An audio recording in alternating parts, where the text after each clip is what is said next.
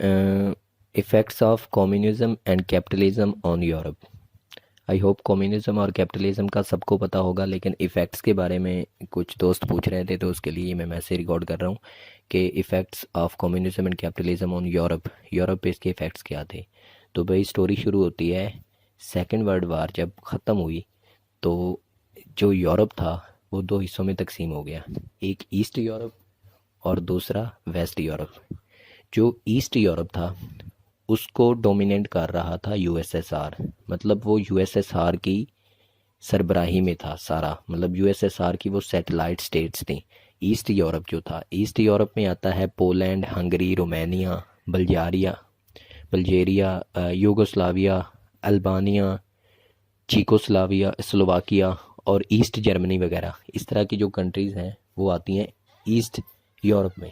और दूसरी तरफ था वेस्ट यूरोप।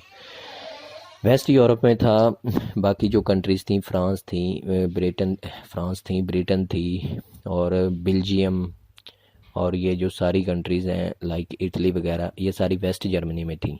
तो वेस्ट जर्मनी को जो डोमिनेट कर रहा था वो था USA, United states of America.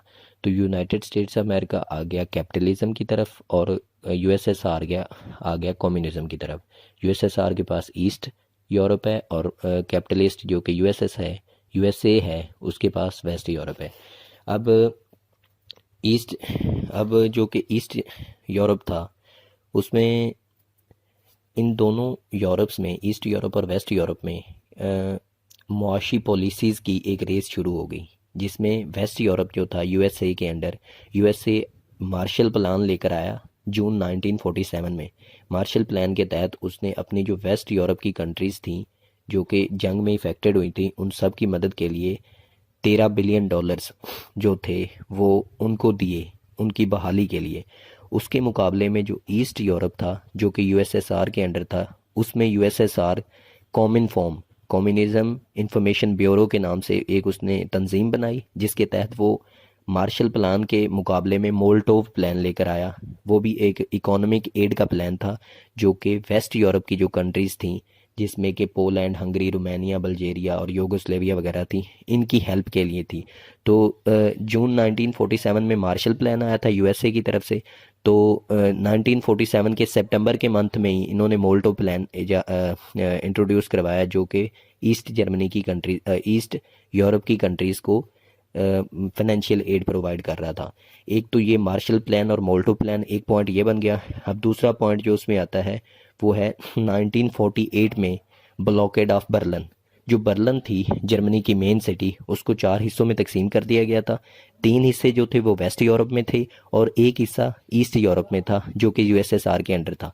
अब जो ईस्ट यूरोप का हिस्सा था उसमें क्योंकि इकोनॉमिक पॉलिसीज़ यूएसएसआर की वीक थी, लोग गरीब थे as compare to west Europe, तो ईस्ट यूरोप वाले वहाँ से इस्केप करने लगे, मतलब भागने लगे वेस्ट यूरोप की तरफ। जब ये होने लगा तो मतलब कि यूएसएसआर को यूँ लगा कि हमारी कम्युनिज्म यहाँ पे लैग कर रही है, कि लोग हमें डिसलाइक कर रहे हैं कि वो वेस्ट बर्लिन की तरफ भाग रहे हैं। तो उन्होंने कहा कि ये ब्लॉकेड कर दिया जाए, वेस्ट बर्लिन जो कि एक कैपिटलिस्ट हिस्सा था उसको ब्लॉकेड कर दिया जाए, मतलब बंद कर दिया जाए। उसका ताल्लुक जो वेस्टर्न यूरोप है, यूएसए है या वेस्टर्न यूरोप है, उसके साथ तोड़ दिया जाए। तो उन्होंने ब्लॉक कर दी सारी रोड्स और जो कनाल्स थी, तो बर्लिन को एक तरह से ब्लॉक कर दिया। इस ब्लॉकेड के नतीजे में ये हुआ कि जो वेस्ट यूरोप था जिसका डोमिनेंट यूएसए था, यूएसए ने सोचा कि इस यूएसएसआर को टैकल करने के लिए हमें एक कंबाइन फौज बनानी चाहिए, तो इस आइडिया को लेकर उन्होंने 1948 में नेटो बनाई, National North Atlantic Treaty Organization. NATO के तहत उन्होंने एक मतलब कि सब कंट्रीज़ की मिक्स एक फौज बनाई जो कि यूएसएसआर को टैकल करने के लिए बनाई गई थी बर्लिन ब्लॉकेड को देखते हुए। तो नेटो के मुकाबले में अब जो ये थे ईस्ट यूरोप वाले जो कि यूएसएसआर के अंडर थे, यूएसएसआर नेटो के मुकाबले में अब लेकर आया वारसा पैक्ट। वारसा पैक्ट एक मुआहदा था, सेम वही कॉमन डिफेंस का। इसमें यूएसएसआर और उसकी जो सैटेलाइट स्टेट्स थी, जिसमें पोलैंड, हंगरी, रोमानिया, बल्गेरिया और ये सारी कंट्रीज़ थी, उनके साथ मिलकर उसने वारसा पैक्ट 1955 में साइन किया और ये नेटो के मुकाबले में था। नेटो भी एक कंबाइंड फौज थी उन सब कंट्रीज़ की, और इधर वारसा पैक्ट में इनकी कंबाइंड फौज थी उनके खिलाफ। तो ये एक और पॉइंट बन गया। पहला पॉइंट मार्शल और मोल्टो प्लान का, दूसरा पॉइंट बर्लिन ब्लॉकेड का, और तीसरा पॉइंट नेटो और वारसा का आ गया। और जो चौथा पॉइंट वो ये है कि 1961 में जो कि बर्लिन था, जो कि मैंने पहले बताया कि दो हिस्सों में तकसीम था, एक वेस्ट में एक ईस्ट में। अब बर्लिन में ये हुआ कि वेस्ट क्योंकि तरक्की कर रहा था, ईस्ट पीछे रह रहा था, तो ईस्ट के लोग वहाँ पे कंटिन्यूसली भागते रहे। अब वेस्ट में उन्होंने अपनी एक करेंसी ईजाद कर दी। पहले बर्लिन की एक ही करेंसी थी, अब उन्होंने अपनी एक करेंसी ईजाद की। तो ये जो यूएसएसआर था, इन्होंने सोचा कि अब मतलब कि बहुत हो रहा है, तो उन्होंने यूएसएसआर का जो मतलब कि यूएसएसआर का लीडर था जो क्रिश्चोव, उसने यूएसए के लीडर को कहा कि आप जो हैं बर्लिन से यहाँ से निकल जाएं और बर्लिन हमारे हवाले कर दें।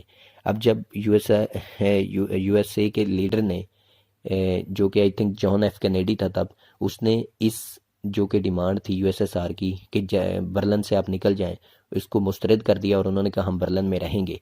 तो उनकी इस बात को लेते हुए, क्योंकि लोग यहाँ से रिफ्यूजीज यहाँ से निकल रहे थे ईस्ट बर्लिन से, तो यूएसएसआर ने 1961 में बर्लिन वाल बना दी, जो कि 28 मील की एक लंबी दीवार थी, जो कि वेस्ट और ईस्ट बर्लिन को आपस में डिवाइड करती थी। और वो इसलिए बनाई गई थी कि इधर के लोग उधर ना जाएं और उधर के लोग इधर ना आएं। तो ये वेस्ट बर्लिन जो बर्लिन वाल थी वो 1961 में बनी। अब ये 3-4 पॉइंट्स बन गए हैं और ये लॉन्ग के लिए काफ़ी हैं। अब लास्ट पे इसको कंक्लूड इस तरह से करना है कि ये सारा एक लंबा प्रोसेस जो था दोनों पावर्स के दरमियान चलता रहा। 1988 में एकदम से जो कम्युनिज्म थी उसका कोलैप्स शुरू हो गया। ये जो सैटेलाइट स्टेट्स थी, पोलैंड, हंगरी, रोमानिया, इनमें जो कम्युनिस्ट गवर्नमेंट्स थी वो हारने लगी इलेक्शंस में, और कैपिटलिस्ट ऊपर आने लगी। सेम इसी तरह से जो यूएसएसआर था उसके अंदर कुछ रेवोल्यूशंस आई तो वो खुद भी टूट गया, और उनका जो तब लीडर था गोर्बाचेव, उसने वो इस्तीफ़ा दे दिया, मुस्ताफ़ी हो गया। और यूएसएसआर के अंदर से कुछ कंट्रीज़ लाइक ताजिकिस्तान, उज़्बेकिस्तान और ये सारी बन बुन गई। और जो था उसके अलावा आपको क्या बताऊँ, बस इस तरह था कि कोलैप्स हो गया, और जो ईस्ट और वेस्ट यूरोप का कंसेप्ट था वो ख़त्म हो गया। और जो बर्लिन वाल थी वो 1990 में गिरा दी गई, और ईस्ट जर्मनी और वेस्ट जर्मनी भी इकट्ठा हो गया, और एक तरह से पूरी दुनिया से जो कम्युनिज्म का एक बहुत बड़ा हिस्सा बना हुआ था, एक ब्लॉक बना हुआ था, वो ख़त्म हो गया। तो यूँ कम्युनिज्म का कोलैप्स हो गया और कैपिटलिज्म ऊपर आ गई।